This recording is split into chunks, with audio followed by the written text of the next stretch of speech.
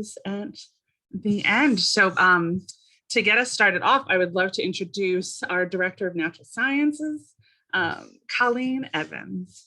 Welcome, Colleen. Hi, everybody. I'm Colleen Evans. I am Director of Natural Sciences at the Staten Island Museum, and I am so pleased today to share with you Jennifer Angus. Jennifer is a professor in the Design Studies Department at the University of Wisconsin-Madison, where she teaches in textile and apparel design program. She received her Bachelor of Fine Arts at the Nova Scotia College of Art and Design and Master of Fine Arts at the School of Art Institute of Chicago. I personally have been a fan of her work for a very long time, probably about the time she did her show at the Renwick Gallery at the Smithsonian. She creates these magical worlds and spaces out of something that I already love, which is insects. And it's very obvious that she appreciates and respects the creatures that she works with, which I really appreciate. For the museum itself, obviously the blending of art and science is a natural fit for us. And cicadas feature prominently in her work even prior to this show. And the museum has one of the world's largest collections of cicadas. So it made perfect sense for us to contact her and see if she was willing to work with us. I got to spend a couple of days with Jennifer actually in the collections, which was an absolute joy. And some of the collection objects are woven into the show, which is very exciting. And we even went cicada hunting together with Group 10, which was also super fun. And we went along with Joseph Yoon from Brooklyn Bugs, which was very, very fun. So it was my honor and pleasure to work with her on Magicicada, and I'm very pleased to introduce her to you. So take it away, Jennifer. Okay. Thank you, everyone, for joining online. I understand that the weather is beautiful there. It's 86 degrees here, which is a little hot for me, so I'm not displeased to be inside. But what I'm going to show you today is kind of a survey of projects I've done. I'm only going to show the sort of, in terms of early work, you know, the first insect installation, and then everything else will be pretty recent. But my main goal is to share some of the themes or interests, of which I would say there are three. And that is my love of pattern, my love of storytelling, and my love of insects. So with that said, I'm actually going to hopefully, oops, I wanted to turn off my video. I find it a little bit easier to talk. So I am the insect lady, whether I like it or not. I suppose a couple of years ago, I found out that there is a comic book character who is the insect queen. And then I thought, oh, maybe I should elevate myself.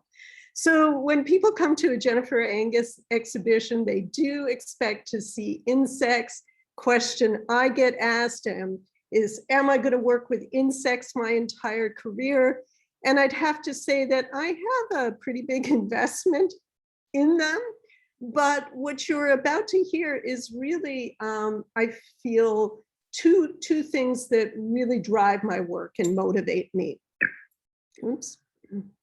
So the first thing is pattern. I teach textile design at the University of Wisconsin-Madison.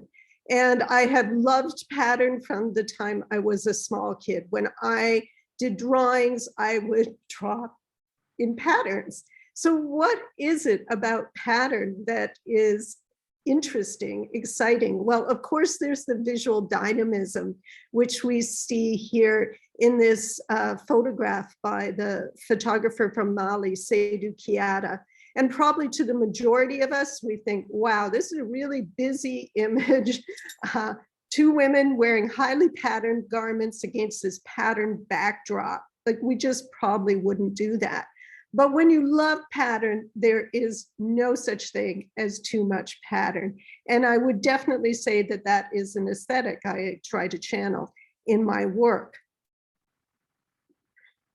So a lot of what I know about pattern, beyond what I studied in art school and sort of the formal aspects, a lot of what I've learned really comes from my research in northern Thailand, in the area known as the Golden Triangle, where the borders of Thailand, Laos, and Myanmar, formerly known as Burma, meet up. And within that region, there are many different ethnic minority groups. And I, in the mid-'80s, found myself there. I won't go into that whole story, but if you love textiles, this is this in Indonesia and India, I suppose, are your dream come true. But back to pattern. When I see these women, instantly I know their ethnic identity. And again, there are about 10 different ethnic groups. I know that they are Karen like the girl's name, which is, derogatory these days. For what it's worth, they don't call themselves Karen, they call themselves Pakingyan. So I know their ethnic identity. We can, and that's not unfamiliar to many of us that we know that by looking at people's costume. But what I can also tell here is their marital status. These are married women. So if they were unmarried, they would be wearing a white dress with red stripes. So ethnic identity, marital status. But I also can tell what village they come from by the pattern on their top or blouse. So instead of wearing a t-shirt that might say Chiang Mai, Thailand, or Staten Island, they are communicating their village, so a geographical locale, by the pattern on their top. So here we have women from 3 different villages. And if we take that one step further, so we've got marital status, ethnic identity, geography. What we're looking at here is a detail of a married woman's blouse. And if you were to see it in person, you would see that it's a bit larger. This is a maternity blouse. And what I love about it is that is conveyed by the pattern. You see that net or mesh-like rectangle. That refers to the fetus still forming in the womb, not quite ready to join us out in the world. And then to the left of that is one rectangle that's entirely different from all the others, and that represents this unique individual that will be born into the world.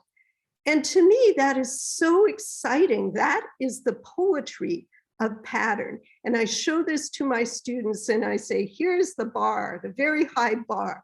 What can you do with pattern?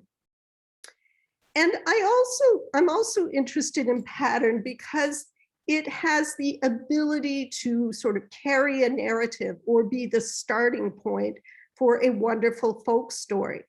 So we're looking at the sarong or skirt of a Karen married woman, and you see those kind of stripes that are bright pink. They're made by a technique that's a weave and dye technique called ikat. I'm not going to get into that, but the pattern itself is called the white python pattern. And the story is that a Karen woman was abducted from her village by a white python, and the snake took her to his cave, and in the cave, he forced her to weave the pattern of his skin onto cloth. And Karen women in this region are known for being expert weavers. Now, one day she was lucky enough to escape the cave and the snake, and she returned to her village. And to show her hatred or disdain for the snake, she wove the pattern of his skin onto her sarong.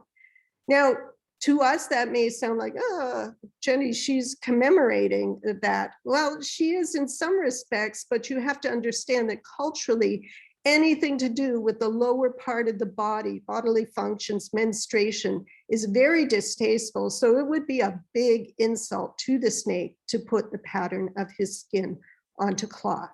So here I've told you a story in a matter of minutes that came from a single pattern, and this really interests me as well. So probably one of the most common questions I get asked, and you're probably already scratching your head, like, okay, textiles, textile design, how did she get interested in insects? And that really comes from my research in northern Thailand. Again, this is a garment from the Karen tribe. It is the most, I guess, extravagant, I'll call it, item in a woman's wardrobe. It's called a singing shawl. And on the shawl are all manner of shiny things, buttons, but those things on the right-hand side that maybe look like fake long green fingernails, these are the hard outside wings known as elytra from beetles. In fact, they're called jewel beetles. And when I saw this garment, I don't know. I grew up in Canada and I had never thought of insects as being beautiful until I saw these. And I really found it hard to believe that these insects were real. And I always say I've got magpie tendencies. I like shiny things. So I was hooked. And through further study in this area, I learned of other groups, primarily in South Asia, Southeast Asia, that use insects as embellishment. So here we see these beetles plated under this headdress of a person from Papua New Guinea. And here, those same beetles that I had seen in Thailand, they're elytra used for this fan that I saw in Rajasthan. So I love pattern and I was really loving insects. And one day I had that aha moment where I decided to take my two interests and put them together. And this was the result: insects in patterns on the wall. And at the time, this is the first full-fledged installation, which was in a storefront gallery in downtown Toronto on Queen Street West, which is kind of a gallery fashion area. It felt Herculean, honestly, to have put it up now. I think it's almost laughable. My long wall is 18 feet. My short wall was 9 feet. And this was just a gut feeling. I think particularly because I'm in education, I'm working with graduate students, we're constantly asking students, why? Why did you do this? And I really didn't know the why. It just seemed like the right thing to do. And as soon as I did it, then I found out the why. And that's because people, as they tend to do, were putting up their noses to the glass. And through the glass, I could hear them saying, well, I see they put up a new wallpaper, but I don't see the art. And then they walked into the gallery and I watched them walk up to the wall and then literally take a step back as they discovered what that pattern was composed of. And I thought, wow, this is so interesting. Because if I go back, this could look like a pattern that might be on someone's bedroom, walls, so a wallpaper, certainly a domestic space. Yet, what's that one thing that you don't want in your house? And I realized that there was a tension there between what we think we know, and pattern is something that actually, with pattern, we always know what's coming next. So there's something comforting about pattern, yet that pattern was made with insects. So I've thought a lot about why do we dislike insects so much? Of course, we got the stinging kind, bees, wasps, hornets. We've got the biting kind, bed bugs and mosquitoes. We're actually looking at the depiction of the death of Titian, the famous painter who died from the plague. And a lot of people think that it was the rats that were spreading the plague, but in fact, it was the fleas that resided on the rats that were the spreaders of the plague. And in contemporary times, of course, we have malaria, dengue fever, West Nile virus. But these, of course, with any group, there are a few villains, but the vast majority of insects are so important to the environment. And this is really one of my goals, is to have people think about insects in a new way or different way. So we're all waking up to colony collapse, millions of honeybees dying in all likelihood because of pesticides. And we can talk to Colleen about that for more information on that. There are other insects that are pollinators as well. We need them to decompose matter. It's really tempting to say we'd be standing on a massive trash heap, but frankly, we cannot exist without insects. That's how important they are to us. And we need them as part of that integral link of the food chain. If you're seeing fewer birds, is it because there are fewer insects? It's possible. And why are there fewer insects? Climate change, pesticides, and loss of habitat. And we tend to take up the case of larger wildlife, in particular birds. But as I've said, insects have such an important role in the ecosystem. We need them to have a healthy environment. We seem to have a soft spot for insects in children's literature. And I think it's interesting, probably most of us in school made an insect collection in a science class. And we're looking at images of James and the Giant Peach and his, I would describe them as heroic insect companions, and the caterpillar on the smoking the hookah from Alice in Wonderland. And it seems that in childhood, we're encouraged to study insects, and then maybe around the teenage years, insects become gross and disgusting. But I really think about childhood, and every day is kind of amazing where you learn something new.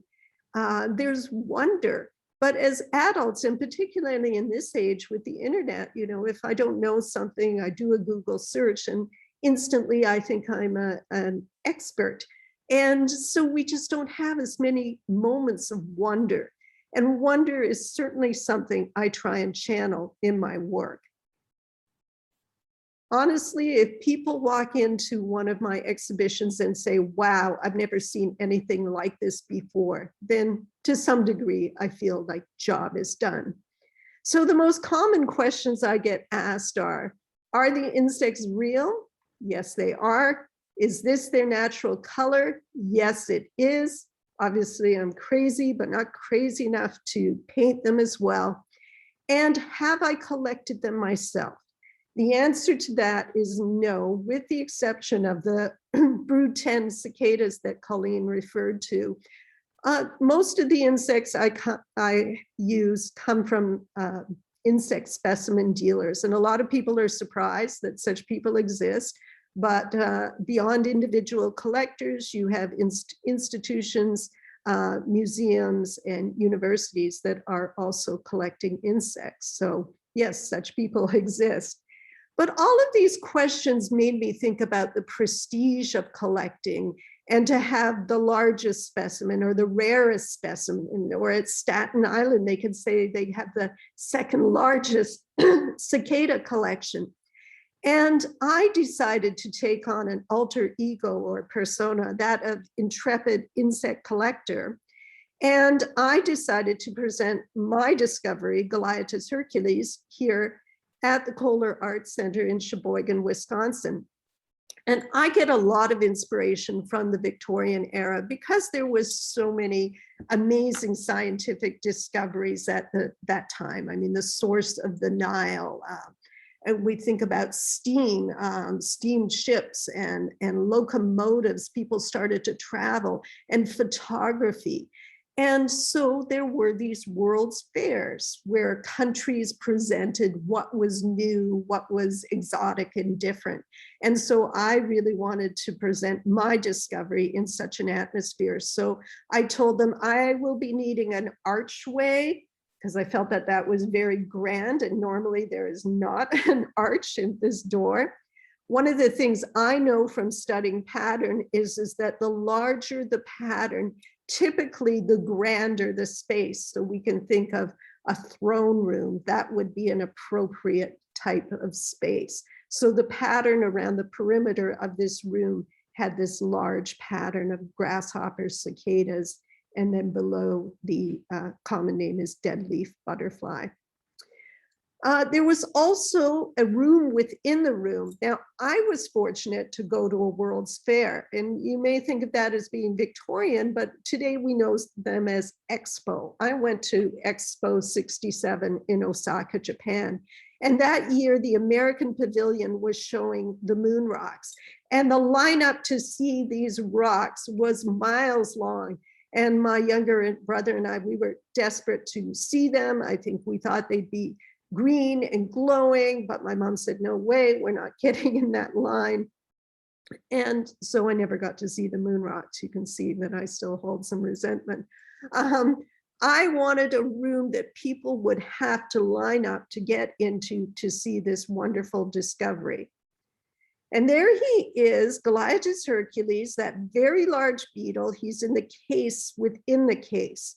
Now, if you've seen the exhibition at the Staten Island Museum, you're probably seeing insects that will seem very exotic to you, and you may wonder, based on the size, are these real? And virtually everyone wonders that. And in this particular case, there were security guards around who were saying, yes, those are real. So based on this kind of I'm getting you ready to learn that Goliathus Hercules is not real.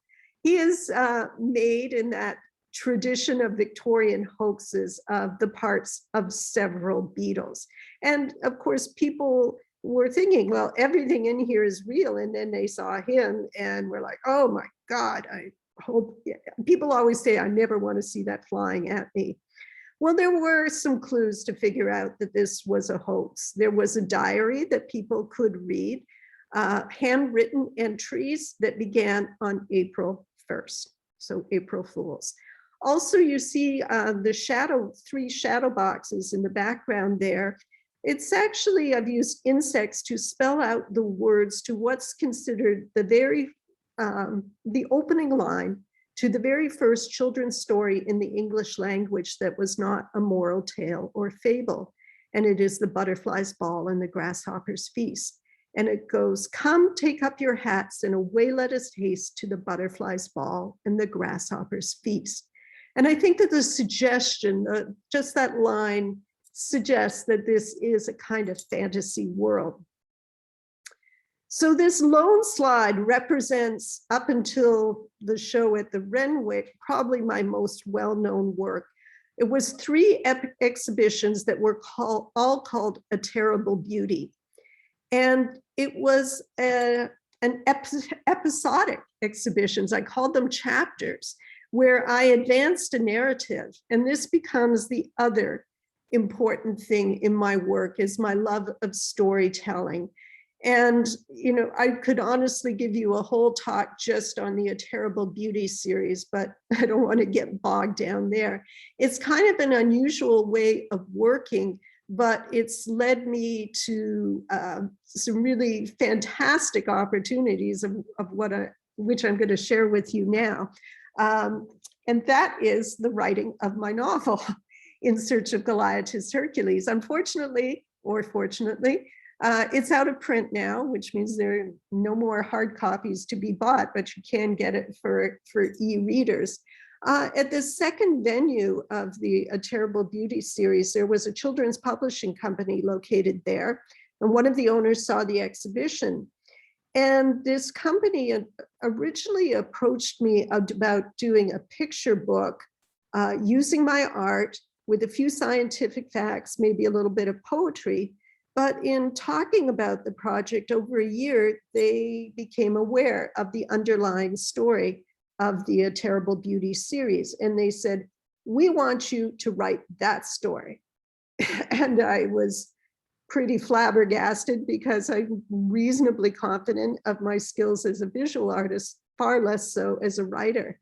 But they had read, I'd put online my journal entries that I had just told you about the search for Goliathus Hercules. And they said, we think you can do it. And so in 2013, my first novel was published. And to give you a brief summation, here's our hero, Henry Bell. Takes place in 1890. Henry's father's gone missing. His mother sends him to stay with his great aunt while she goes on a search. Henry, of course, doesn't have much in common with his great aunt, who he thinks is about 100 years old. While in his great aunt's house, Henry has a conversation with a fly, which was, of course, surprising. And at first he thinks he speaks fly. Later on, he figures out that he speaks insect.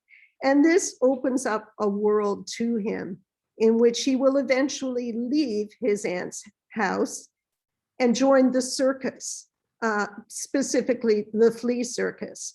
Now, any good novel has a villain, and that villain is Madame Noire, the circus's fortune teller. At times, Henry is speaking to the insects, and he is astute enough to realize that people will think he's crazy. So from time to time, conversations are interrupted, and the insects form themselves into, of course, fancy wallpaper, and no one is the wiser. So that was kind of an interesting diversion that I really didn't expect. And I think when you work in installation art, everything is ephemeral. It's there for a few months and then it's gone. And so there's something very satisfying to me to have the novel, which encapsulates a lot of the things that I think about in these exhibitions, which are preserving insects, and I don't mean that as specimens, but perpetuating their species, imagination and storytelling. This is one of my favorite exhibitions, which was in Philadelphia at the Philadelphia Art Alliance.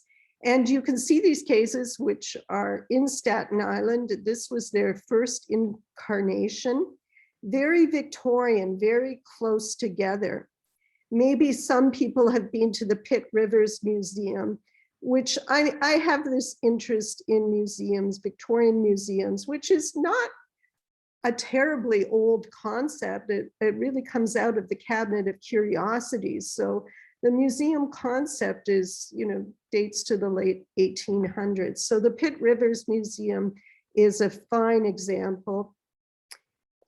So within these cases are not necessarily stories. I would describe them as provocative situations, with the exception of this one, which I tend to think of as Planet of the Apes, insect style. So here, people, these human beings are up for auction. The insects have even brought their market baskets. The auctioneer is standing on that spool. Here they're being ushered out of their cages. Oh my God, the people are performing for the insects. So, I guess it's a little bit more about narrative. This was a project here in Madison at our Museum of Contemporary Art. And the text that you see formed of insects reads, "Birth, life, and death each took place on the hidden side of a leaf." That is a quote from the author Toni Morrison, and for me really sums up so much of what I'd like people to think about. I'm also inspired by song, specifically a song, "I Know an Old Lady Who Swallowed a Fly." This is, I've done 3 versions of this animal dinner party. This was the first one in Milwaukee at the Villa Terrace Decorative Arts Museum. And it really came of a trip to Europe investigating Victorian museums. This is the Natural History Museum in Dublin.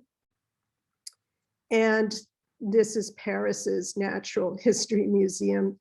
And I think when you walk in 2021, your reaction is very different than it would have been in 1890. There's something just appalling, sort of arrogant, horrific to see so many large mammals taxidermied, or the skeletons here.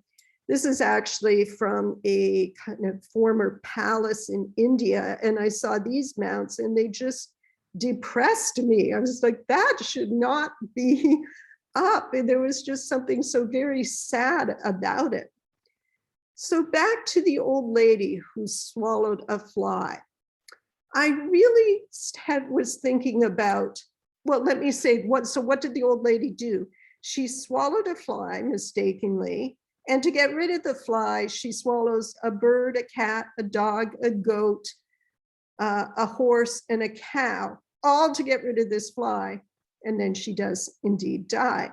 But I thought about man consuming nature was really what that song became for me. And so I went to our zoology collection on the Madison campus, and I said, told the curator the concept and said, yeah, I'm going to be needing a bird, a cat, a dog, etc. And the curator said to me, only strange people taxidermy domestic animals.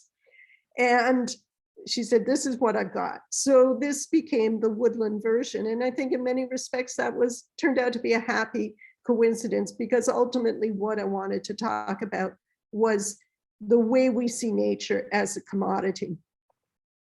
And of course, I had to start off with the flies. So this is probably the work I'm known for most at the moment. In 2015, the Renwick Gallery, part of the Smithsonian Art Museums, it had actually been closed for 2.5 years for a major renovation. And upon opening, I was in the inaugural show. There were 9 artists, and we each had our own gallery space. This piece is called In the Midnight Garden. And it really refers to the doomsday clock that scientists invented in the 1940s. And I'm not sure where the minute hand is before midnight, probably very, very close at this point. And of course, when we hit midnight, that's it for us. So I really wanted to talk about the environment. I'll go back here to these skulls. The skull has been a potent symbol of man's mortality. We see it on tombstones. We see it on poison labels. All of these things. I'll also add that the color that you're seeing in the background comes from an insect. It's called cochineal. It's used in the food and cosmetic industry because it produces a beautiful red color. And so this was the first time I used the cochineal to paint the wall, and that seemed very appropriate. There's a lot of detail in my work, and I find that you can make multiple trips and still find something new. So here we see some engraving. This was laser engraved onto these beetles. I have a whole kind of sideline of doing historic spaces. I've become a bit of a specialist, and I guess we'll call it an intervention in these historic house museums. And this was at the Florence Griswold Museum. So for those who don't know, Florence Griswold was not an artist. She actually owned a boarding house in Old Lyme, Connecticut. And artists flocked to her boarding house because the environs were so beautiful. And this really became the epicenter of the American Impressionist movement. And she let them, you see on the left, there's a door with a painting on it. She let the artists paint doors and paneling. And so I was invited to do an installation in the original boarding house in the ground floor. There's also a 10,000 square foot modern gallery space, but I was in the boarding house. And so I really had to think about, why would there be insects here? And this, I've said it was the epicenter of the American Impressionist movement. It was really the first artist colony in the United States. And Arthur Hemming was one of those artists, and he wrote a memoir of his time at the artist colony.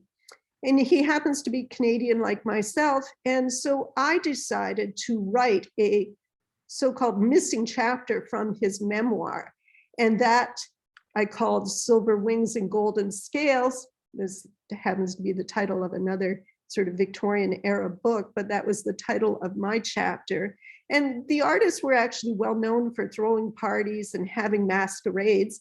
And so in my storytelling, there is an emergence of the 17-year periodical Cicadas, which inspires the artists to decorate the house insect themed, to have insect costumes, etc.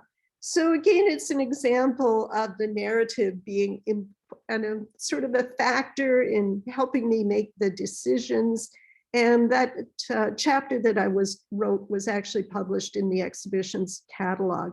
The whole exhibition in its entirety is called Fragile Earth. So this is Miss Florence's room, and I made her a costume one thing I wanted to share about this is most of the time I work with a whole insect, not parts of insects, but here you see the beetle elytra, the very same that I had seen that had got me interested. I found working on this extremely depressing. And the longer I worked on it, the more I hated it. And I think it's because there's a certain respect and reverence for the insect by using its whole body. Here it becomes a commodity. And I just found it very depressing. And I don't think I'll ever do anything like this again. I found it very depressing. This was the parlor and all these bell jars. And there was a cabinet of curiosities there. I've done 3. The first one you saw was at the Renwick. There were 98 drawers in this one. There's either 104 or 108. I can't remember which. But on the left-hand side, you see the cicada lady. She has a cicada head and a beeswax body and grasshopper arms. And in some respects, maybe she's a stand-in for me. She's often doing professorial type things, teaching. The insects come to her.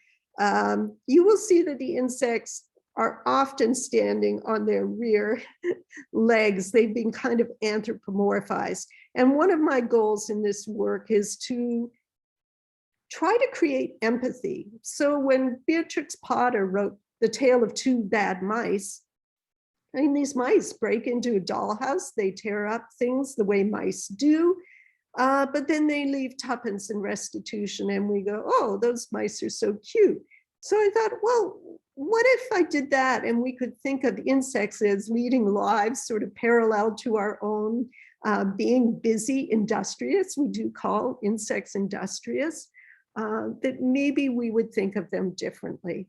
But the cicada lady, she does stand upright. So I think there is a hierarchy in this world. And then I've shown you a house museum. This was at Mad Art in Seattle, very different space, very raw, very industrial. This is in the heart of the South Lake Union area. Every day, pre-pandemic, 60,000 people commute to work at Amazon here. And so these windows that looked out onto the street were super important and is the beginning of using insect jelly, which I'll talk about more when I come to talking about the exhibition at the Staten Island Museum. Here I really saw this as a kind of cathedral to nature and that the jelly was my stained glass. I really like to play with how people view things. So here these bell jars on tall stands, it doesn't matter to me that you can't see what's in them. The goal is to carry your gaze upwards. And in fact, there was a skylight here and I had put a swarm into, well, swarm-like placement of the insects into it. So I'm really interested in manipulating how people view things. And by the way, these columns, these are simply cardboard sonotubes that are used for casting concrete. It was a real challenge. I often say, how did they put up the pyramids? Because I had so much trouble getting these up. And it was an interesting challenge for me to think about pattern in the round that way.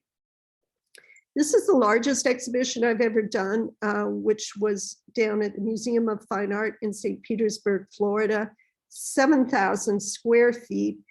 And I wanted to talk about it again in terms of narrative. I was invited to do a pre-visit and I was taken all through the collection. And one of the things I saw was this painting. The artist's name's escaping me, but it was to illustrate Grimm's fairy tale of the grasshopper and the ant. And if you're not familiar with that fable, it goes like this, that a grasshopper comes up upon a group of ants who are carrying food. And he asks them if he can have some. And the ants asked him, well, what have you been doing all summer? Because we have been collecting and preparing for the winter. And he said, well, I have been singing. And the ants feel that he has been frittering away his time and deny him food. And when I read that fairy tale, I was outraged. I mean, clearly these ants were not music appreciators. And apparently, Aesop, when did he live? BC. This has been debated through time. Does the grasshopper represent the artist? And what do artists contribute to the society? And so this is something that I wanted to take on. So I'm only going to show you 2 rooms of this exhibition. We called this the Ants Pantry. And you see on the left, the painting. And the idea was that you would go through this very dark, narrow space, and you see the insect jelly on the right. And then you're kind of spit out into this huge, enormous space. And it's really Alice in Wonderland-like, that you feel like you have shrunk. And these houses, in part, are part of that feeling of the change of scale, which is also very important to me. And clearly the viewer was supposed to be insect-like, and so your perception changes. This is a relatively recent show at the Mattress Factory Museum in Pittsburgh, which is the premier institution in the country for site-specific work, or site-specific installation, which is the genre my work fits into. And I feel like this happened, I installed during the pandemic, and I think that this show might have been different had I been able to make a site visit. In some respects, it's the greatest hits, in that there's the dinner party, Pennsylvanian dinner party this time. I've got the large cabinet, which is at Staten Island. But every exhibition, I want to learn something, do something different. And so many times people have said to me, have you thought about putting insects on the ceiling? Well, finally I had my chance. And the reason I could do this is because there was kind of a false ceiling that was beautiful, pristine drywall. So it was very soft, but also it's just technically, I mean, gravity is a factor. But I was able to make that work here. The other thing that was new and different was the lighting. There was no standard track lighting. And this was a revelation to me. This show was lit entirely by the chandelier and floor lamps, and of course the natural light that came through the front windows. And I was incredibly excited about that, because I feel like lighting is not in a strong part of my skill set, but this has been absolutely transformative for me since then. Which took me to this exhibition here in Wisconsin at the Payne Art Center in Oshkosh. And I was so excited about that chandelier. I said, I want to light this show with only chandeliers. And so there were 10. And this image probably makes it look a little bit brighter than it was. I like to describe it as twilight in summer when the fireflies are just about coming up. It was really magical. And I think that I wasn't so concerned with showing insects so much as creating an otherworldly space. And I think that that's really partially because of COVID. Haven't we all wanted to be somewhere else? And that brings me here to Staten Island. So this would be the first view that you have when you enter the exhibition. And there's a lot of new things for me in this. And so now the chandeliers are here, not as many as were in Oshkosh. And of course, they're providing light, but there's tremendous light put into the space by the windows, which I'll talk about shortly. This is in the case that you first see. And originally I had planned to have text in insects.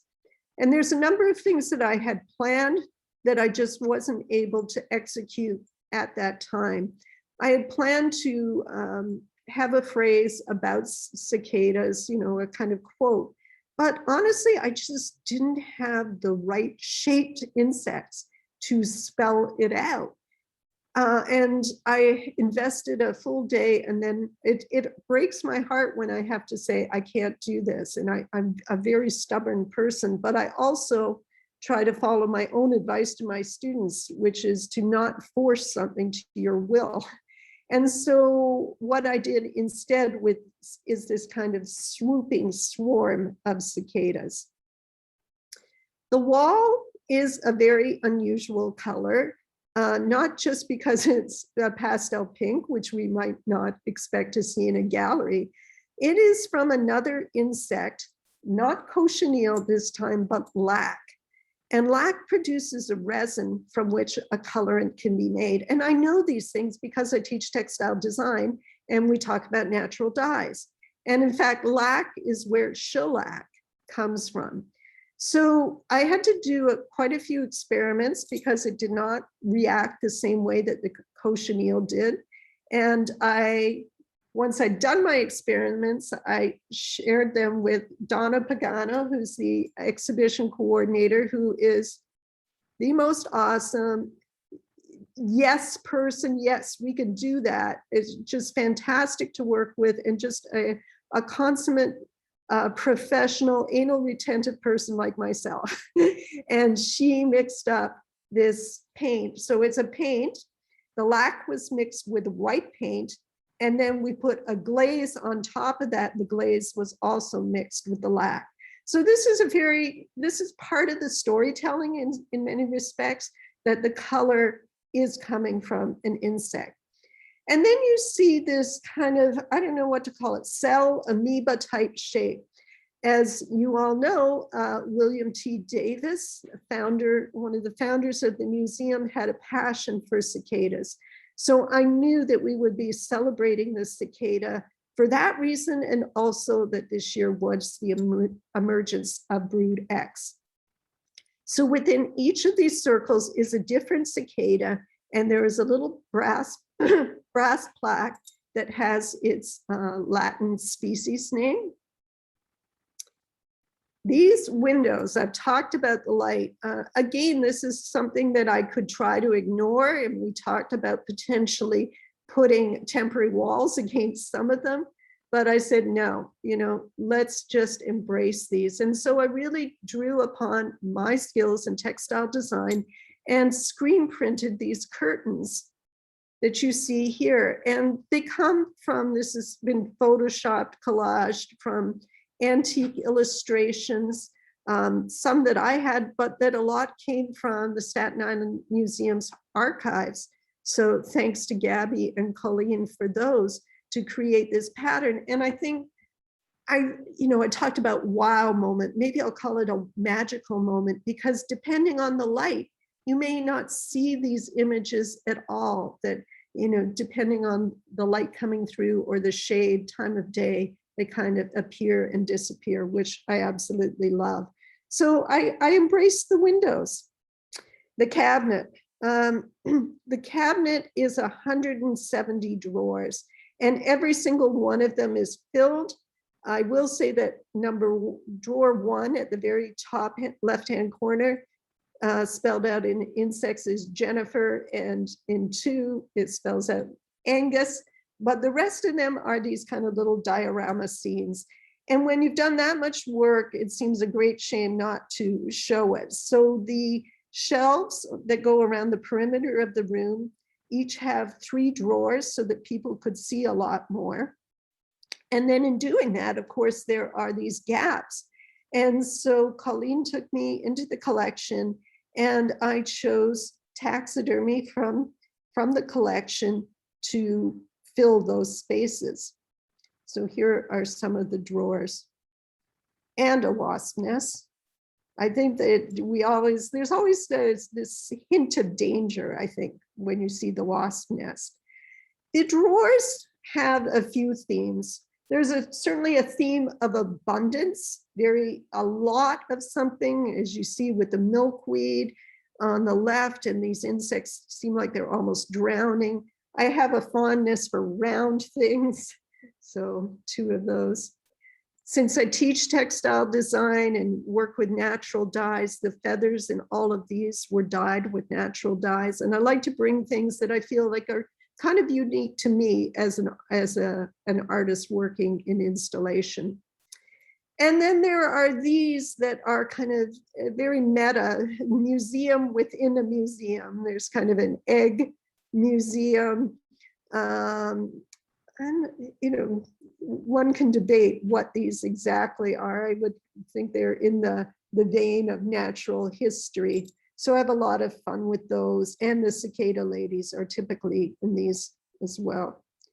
And then you will see in the exhibition, not just in the drawers, but in one case in particular, these miniature artist books that have been burned.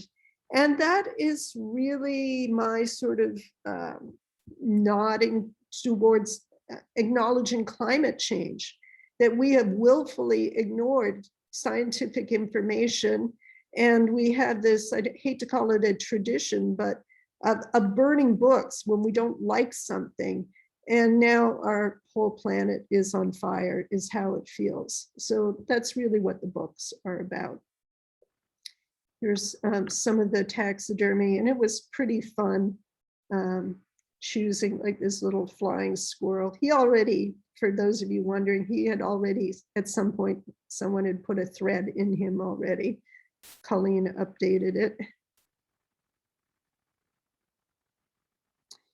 And then here's the reincarnation of the jelly, which was very satisfying this time to have it combined with some of the wet specimens from the museum's collection. And this is the multi-legged, I forget, Colleen, how many legs does he have? That's what makes him special. Anyway. Oh, he has 4 legs. 4 legs, okay, thank you. So these will, you know, worth coming back. These will be swapped out from time to time because, of course, the light will degrade them. As far as the insects in my jelly, these are insects when something, the insects, I should say, are reused from exhibition to exhibition. Some of them have been going for 20 years. And when something gets damaged, typically that happens on the takedown, not the installation. I repair it. And the next time it goes up, it may go up high or down low. I try and keep the best specimens at eye level. But sometimes I don't have the parts to repair it. And you can see that beetle on the right-hand side has 6 legs, 5 legs. So it's missing a leg, couldn't find the leg. And part of creating the pattern in the symmetry means they have to have all their legs. So he was otherwise perfectly good. So I had kept these. And finally, I had a use for them, putting them in the jelly. The cases, I should say my assistant Veronica found, she put up most of the insects on the wall because my attention was pretty much taken by composing these scenes in the cases. And again, it's a situation of not so much a story, but something provocative. So here, everything was kind of black and white or brown. But if you've seen it in person, you'll realize that those are not just kind of elephant ear type weeds. There are leather gloves that have been boiled and stuck on sticks, and they're almost kind of grabbing out. There's only one bit of color in this is the red leaf that's towards the front of the case. This is the case that I loved the most because it was a total reinvention of these cigar case insect collection, cigar box insect collections that I had actually got on eBay that date to, I think the earliest one is 1907. And to create a kind of tower apartment block was really fun, and use books again that are from the Staten Island's collection to make this up. There's something very whimsical about it. And it's supposed to look like the insects are flying kites. So that's why they're holding these strings. Of course, this one's pretty obvious with the honey and insect product. the conical shaped basket covered with mud is a bee skep. So before we had these square bee hives, this is how bees were kept, in a skep. You know, a lot of things I've sort of forgotten to point out the things that didn't quite work out. This became sort of a fertility shrine in a way, which wasn't what I had exactly planned. I think this was supposed to be about the diversity of cicadas, but there's a cicada lady standing there. She's holding the nymph skin that the cicada sheds as it molts and goes and transforms into an adult. And I had loads of them from when Colleen, Joseph, and I were out collecting. And you just kind of have to go with the moment and respond to how things are working out. This one is always this is the only case where I would call it a repeat. I've done a very similar setup before, and it's important to me because you see that insects have been at work on this skull. And it's a talking point to talk about the importance of decomposition. It's one of the things that insects help us with. And this is in the center of the room, and it was pretty fun. I'm not a micromanager, and there are 8 drawers, 4 of which Joseph Yoon, and I don't know if Joseph is on this call today. Is he? Because then maybe I just hand it over to him to talk about. I'm going to take silence as no, that he's not here. So Joseph is a chef who specializes in cooking with insects. And so 4 of the drawers are devoted to edible insects. And then Colleen did 2 of the drawers that were cicadas from William T. Davis's collection. And she was able to take copies of some of his writing, and it was kind of a slightly new arrangement, but certainly in the spirit of William T. Davis, and the other drawer showing the diversity of cicadas. Here's one of Joseph's arrangements.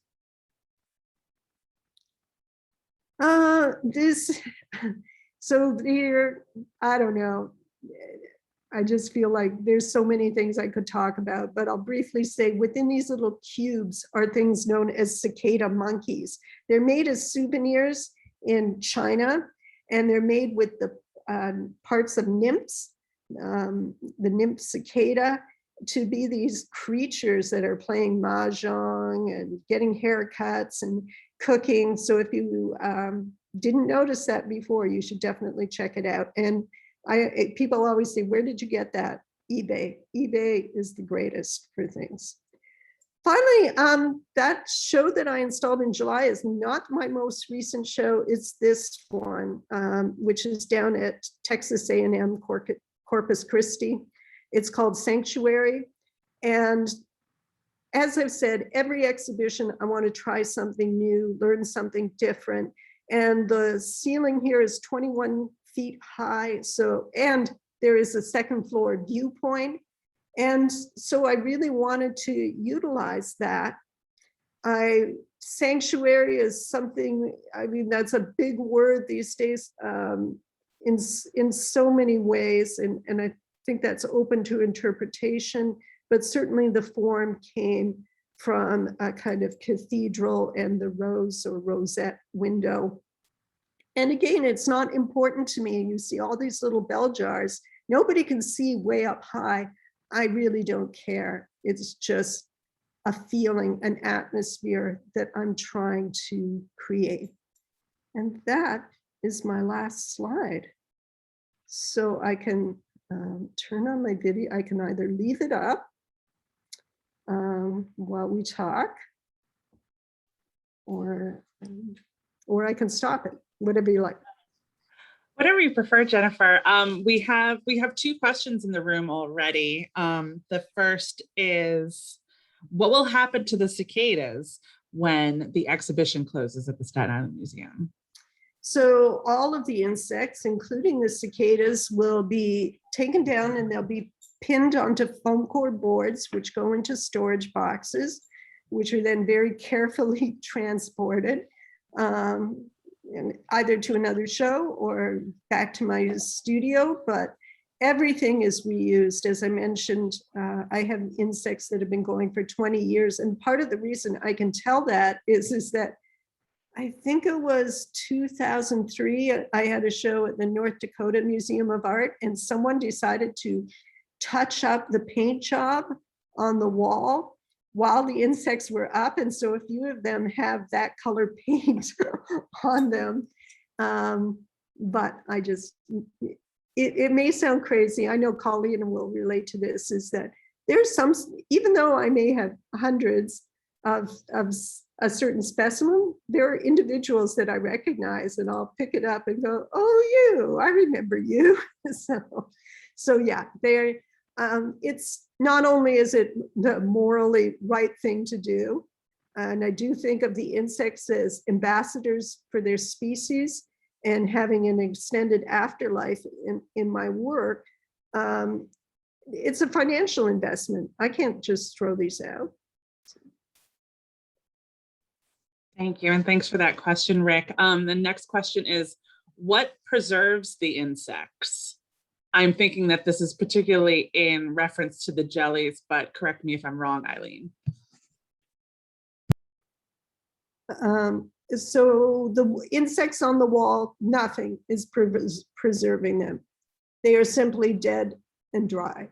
A few of them, well, like that you can see here, there are none of these in the show at Staten Island, but those really big green insects, which the common name is the thorny stick, they have actually have a, if you were to see the underside, you would see there's a slit, and they've actually had their so-called guts removed.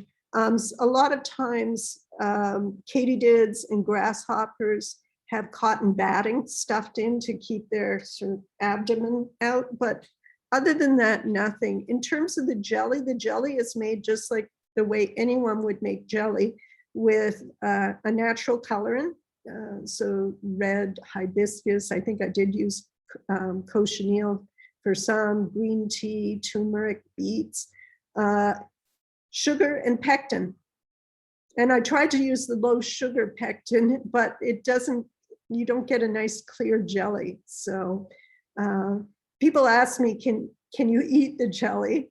And Joseph and I are working on that idea of having an edible insect jelly, but I always say, you could, I guess, if it was the apocalypse, which I guess now is when you can eat it. That's it. I do notice the color is, the hibiscus used to be much more burgundy red, and then with the light exposure, it's becoming more orange. Now we have another question from Claire. How much time do you spend collecting insects? Well, the actual me foraging for insects, very little. I have traveled, most of my insects come from Southeast Asia. And so I'm not very interested in collecting them myself, just because it's kind of, it's a little bit challenging to bring things back that were once alive. But I am very interested in seeing them in their natural habitat. So Thailand has the world's greatest diversity of cicadas. So I've spent a lot of time in Thailand, Malaysia, not collecting, but so much as seeing them. I've also spent a lot of time in South America, particularly Ecuador. So my only real collecting, really like I was going to collect them, was brood 10. And Colleen and I were on the same page, is that I really want to see insects thrive. So the only insects that I collected were recently deceased adults, which I would still be able to spread, is what it's called when you move their wings. So that's the answer to that. Thank you, Jennifer. And do we have any other questions in the room? Questions in the room? Okay. Well, I do I do want to let anyone know that if you haven't seen this incredible exhibition, that it is on view at the Staten Island Museum at Snug Harbor, 1000 Richmond Terrace, Building A, and our hours are Friday through Sunday from now they're from 11 to 5. So we hope that you can come by and see it. And I also want to thank the National Endowment for the Arts and the Richmond County Savings Foundation for their support in these programs and this exhibition. I'm sorry, I see a hand. Eileen, you have a question? How can we see this recording of this presentation again? When is that available and where? So it will definitely be on our YouTube channel, which I will link in the chat, but I would stay tuned to our social media and our website, which will definitely have that information up, but I think definitely within the next 2 weeks. And also to let you all know that we're developing a gallery guide to accompany this exhibition too, with a lot of the sort of frequently asked questions that we've heard and that Jennifer has answered for us today and in our past conversations with her. There is so much to see in this exhibition. There are layers on layers. As you know, I work at the museum and have seen this show, and there are even things that I saw in today's presentation, some close-ups that I had not seen before. So it is definitely right for repeat viewing. And I want to thank you so much, Jennifer Angus, today. This was fantastic. Thank you for everyone. We'll do that silent, not so silent clap in Zoom. And we hope to see you at the